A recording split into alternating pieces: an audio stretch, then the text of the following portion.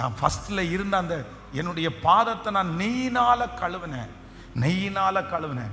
At least அந்த மாதிரி இல்லைன்னா கூட எனக்கு கொஞ்சம் கம்மியாக கிடைச்சா கூட பரவாயில்ல. ஆனால் நான் இவ்வளவு டவுனாக நான் வந்துட்டேனே. இன்னும் சொல்லும்போது சொல்லுகிறார், என்னுடைய வேலைக்காரனுக்கு என்னுடைய வார்த்தை கேட்காம அவன் காது செவிடாக்கிட்டான், அவன் பதில் சொல்ல மாட்டேங்கிறான். என்னுடைய மனைவிக்கு என்னுடைய மூச்சு காத்து வித்தியாசமா தெரியுது. டவுன் ரொம்ப கீழே. ஆனா வாக்குத்தத்தம் ஆண்டவர் அவனுக்கு கொடுத்தது என்ன?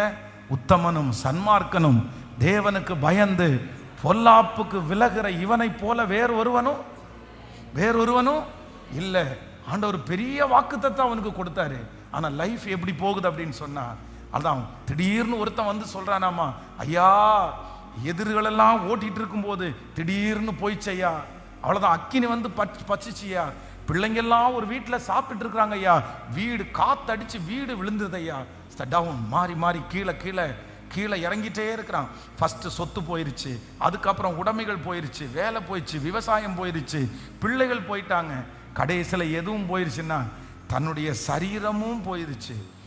அது வேதம் சொல்லுகிறது, ஒரு ஓட்டை எடுத்து தன்னுடைய சரீரத்தை அப்படியே சொரிஞ்சிட்டு அவன் என்ன சொன்னானாமா, கர்த்தர் கொடுத்தார், கர்த்தர் எடுத்தார், கர்த்தருடைய நாமத்திற்கு ஸ்தோத்திரம். அவ்வளோதான், எல்லாமே என்னை விட்டு போயிடுச்சுப்பா, எல்லாமே என்னை விட்டு போயிருச்சு. எப்படி இருக்கும் பாருங்களேன். ஒரே நாளில் லட்சாதிபதியா இருந்தவன், கோடீஸ்வரனா இருந்த அந்த மனுஷன் ஒரே நாளில் டவுனுக்கு வர்ற நிலைமையை நீங்க நினைச்சு பாருங்க. இந்த சத்தத்தை கேட்கிற யாரோ ஒருத்தர் அப்படி இருக்கலாம். என்னை அவ்வளவு புகழ்த்தினாங்க பாஸ்டர், அவ்வளவு கை தட்டுனாங்க, என்னை அவ்வளவு மதிச்சாங்க. ஆனா இன்னைக்கு ஒரு தூசியை போல கூட என்னை மதிக்க மாட்டேங்கிறாங்க. நான் டவுன். நான் அன்னைக்கு 100 பேருக்கு முன்னாடி நான் சாட்சியா நின்னேன். ஆனா இன்னைக்கு 10 பேருக்கு முன்னாடி கூட என்னால் நிற்க முடியல. யாரோ ஒருத்தர் சோர்ந்து போய் இந்த இடத்துல வந்திருக்கலாம். உங்களை பார்த்து தான் ஆண்டவர் நேருக்கு நேர் கர்த்தர் பேசுறாரு. இல்ல பயப்படாத, உங்க மேல கர்த்தர் வச்சிருக்கிற வாக்குத்தத்தத்தை கர்த்தர் மறக்கல.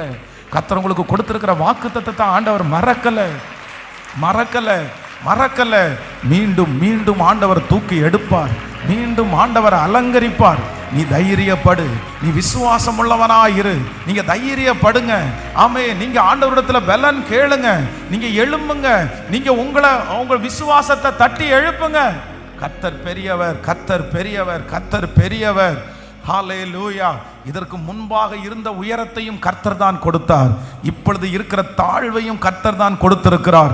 இதற்கு முன்பாக உங்களை உயர்ந்த இடத்துல வைத்த தேவனுக்கு அதைவிட உயர்ந்த இடத்துல கொண்டு போகிறது கர்த்தருக்கு லேசான காரியம்.